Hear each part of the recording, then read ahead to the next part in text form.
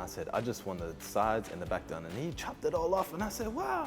And then this donkey over here is eating the baby. And this lady says, hey, don't touch my baby like that. Hey, Merry Christmas, Pastor Ruben. Merry Christmas, Pastor Merry Adam. Christmas, kids. Hey, what are you doing here? Well, I found this really cool farm set, but I just can't figure out why they're feeding this baby to the donkey. Okay.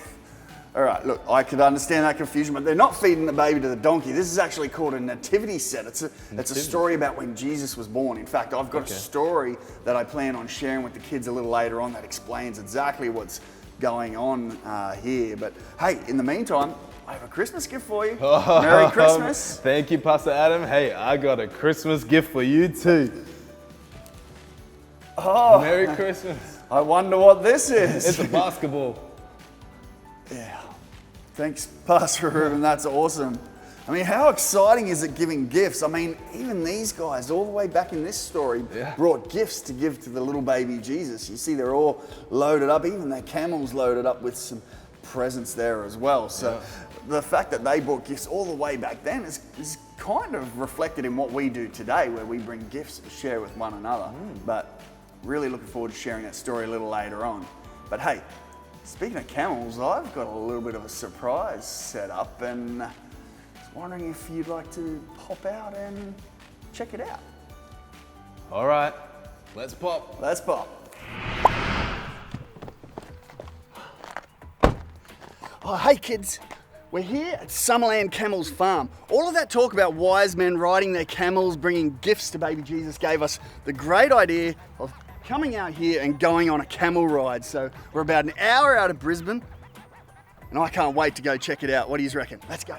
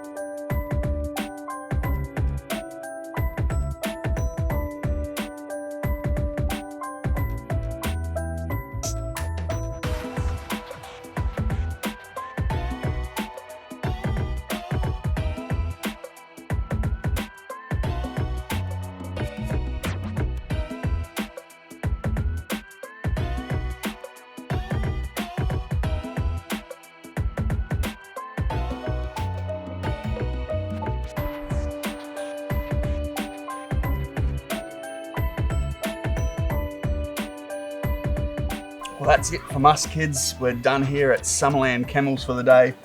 Finishing off with a delicious camel gelato. How'd you enjoy your day, guys? Oh, it was really good. I mean, I just am a little bit hot. I'm used to Christmas being in winter time, you know? Actually, it's funny you should say that, because we're about to pop out for a song, and after that, Pastor Ruben and I have a bit of a surprise for you. You keen? Yeah. All right, let's get our elbows up. Let's pop.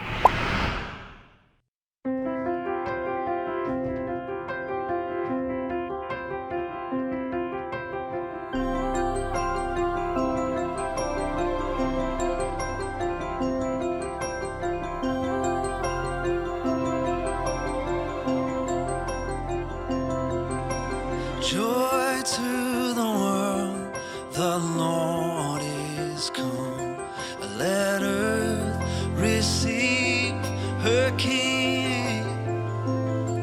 Let every heart prepare him room. And heaven and nature sing, and heaven and nature sing, and heaven and nature sing. We will sing, sing, sing. Joy to the world. We will sing, sing, sing.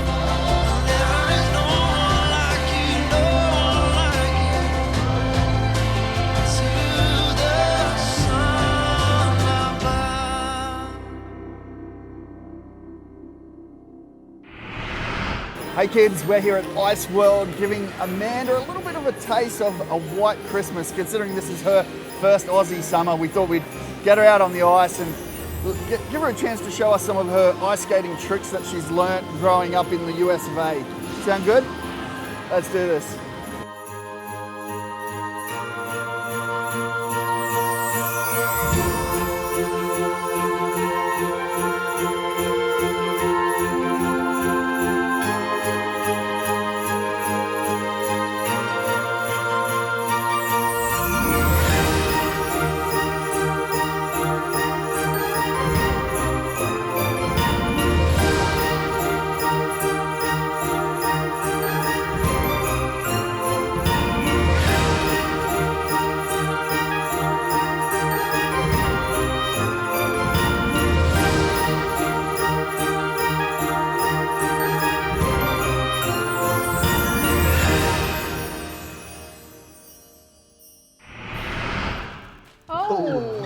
Pastor Ruben. Oh, hey, Amanda. Wow, I still can't believe we got to go ice skating like a real Tennessee Christmas, nice and cold. Yeah. I had an amazing time. It looks like you're still recovering. I'm glad you had an amazing time because we just wanted to do something really nice to remind you of home.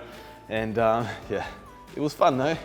Yeah, I somehow don't believe you. But you know what else is going to be fun is reading this week's Power Verse. You want to hear it? Yes, I would love to hear it. John 8:12 says, "Again Jesus spoke to them saying, I am the light of the world. Whoever follows me will not walk in darkness, but will have the light of life."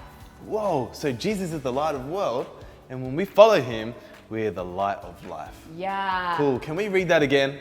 Yeah. Let's do that again. Again, Jesus spoke to them, saying, I am the light of the world. Whoever follows me will not walk in darkness, but will have the light of life. So beautiful. Speaking of beautiful, we got a beautiful dare for you this week in from Eli.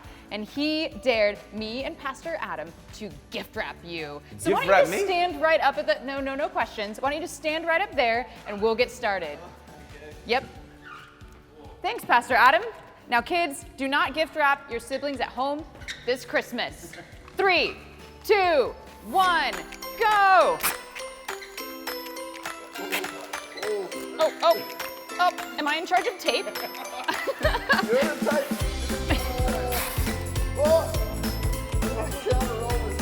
Just stand very still, Pastor Ruben. Stand very, very still. Here's a little tape right here for you. Oh, I think we did a great job here, don't you? Okay.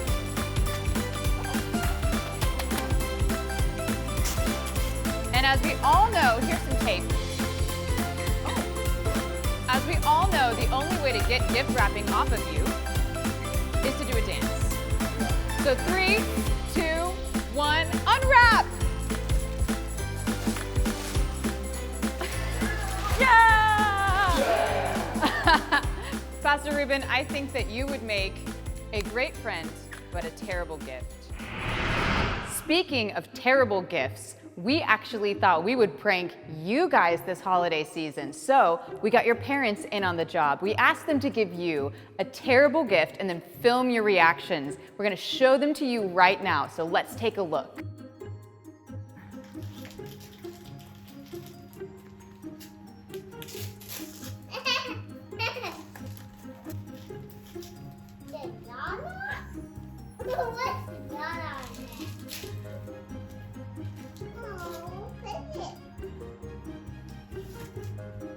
What did you get, Zoe? Duppy! Nuppy! And what did you get, Eli? Hey, what's this? Open it up. Oh, no, it's here. Nana? Nana? Here, Mom. Oh, yes, Fisher. Dear, that's me. So you might like to help me clean a bit more. Dear, that's me. I am Fisher Sharma. That is not one that I like anymore. What did Jazzy get? Chili. Broccoli? Oh, Jazzy. Jazzy, we thought you might like to eat some broccoli. Would you like to eat more broccoli? No, I'll eat it tomorrow. Ew. Ew. excited, guys? I got a phone. No. I got paid. Open it up, room. It's not a phone. Open it. It's not a phone. It's paid. What have you got, What Ez? have you got? That's just fake. Oh no, what have you got? Chili.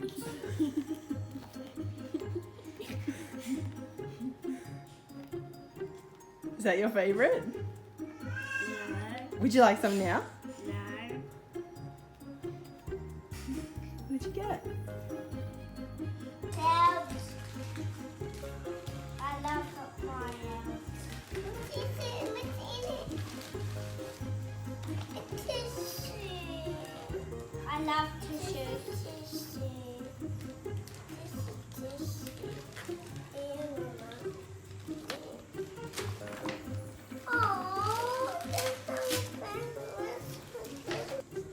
What did you get, Sunny? Fuck.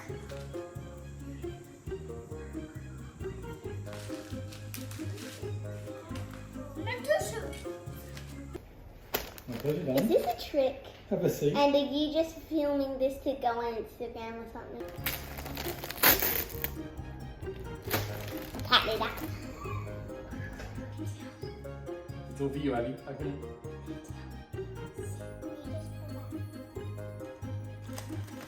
Good job. See what it is. What is it? 9 months ago, Mary was in her home. She had a list of chores 3 pages long that was given to her by her mum.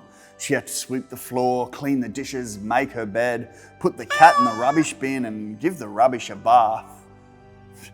Now, Mary had figured her mum had got a bit mixed up and instead put the rubbish in the bin and gave the cat a bath. You see, Mary was a good girl. She always loved and obeyed her parents, and she helped widows with their yard work and always listened to her teachers. You see, the way Mary behaved caught God's attention, and he was so pleased with her that he chose her for a very important job, to be the mother of his son, Jesus.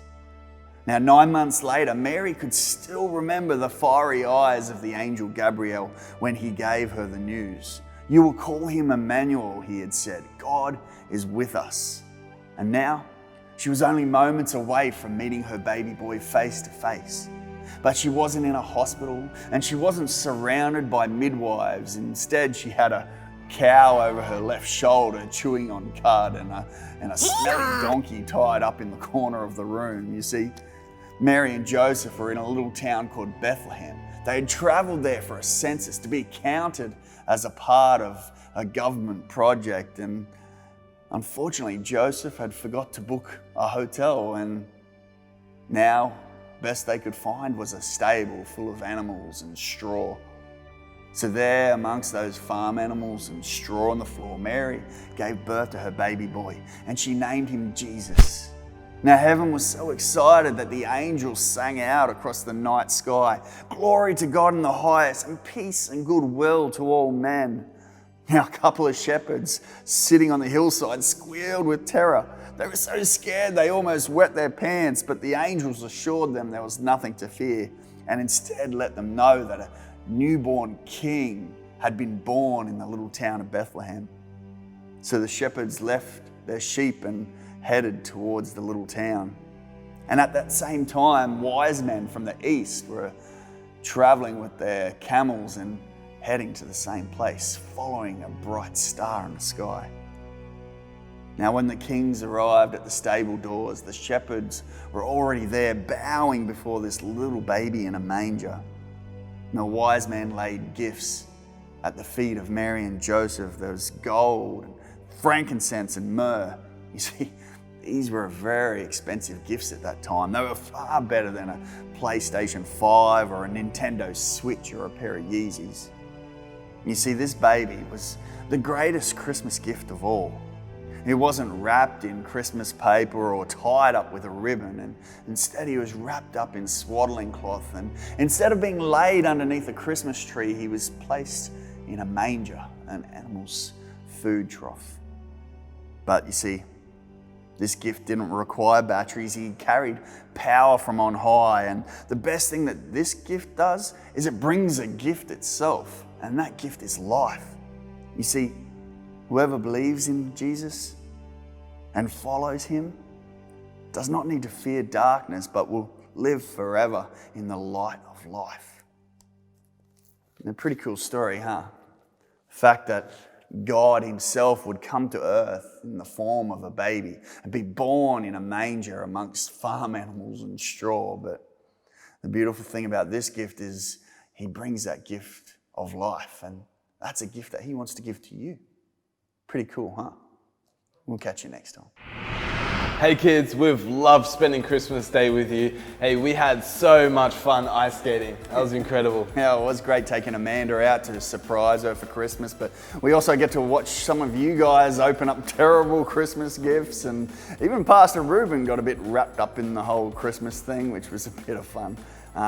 But how great was it learning about this, the story of the ultimate Christmas gift, which is Jesus being born, a Messiah coming to earth to save us all, which is an incredible story. But we hope you had a fantastic morning, and I don't know about you, but I'm really looking forward to Christmas lunch. Yes, I'm so hungry.